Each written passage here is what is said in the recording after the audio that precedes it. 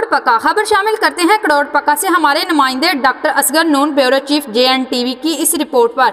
जावेद इस्लाम शहीद police line में police एहलकारों की तरक्की के लिए महकमाना इम्तिहान B1 का इनेकाद। महकमाना तरक्की B1 के इम्तिहान में 85 कांस्टेबलान शामिल हुए। DPO Abdul Rauf Babar DSP headquarter DSP circles paper की निगरानी कर रहे हैं। महकमा टेस्ट B1 के पेपर में लिस्ट A में दर्ज पुलिस एहलकार ही हिस्सा ले सकते हैं। तमाम इम्तिहान मुकम्मल मेरिट पर किसी मुलाजिम के साथ कोई नाइंसाफी न की जाएगी। DPO अब्दुल रऊफ बाबर। इम्तिहान हालतन मेरिट पर और असल हकदार को उसका हक दिया जाएगा। DPO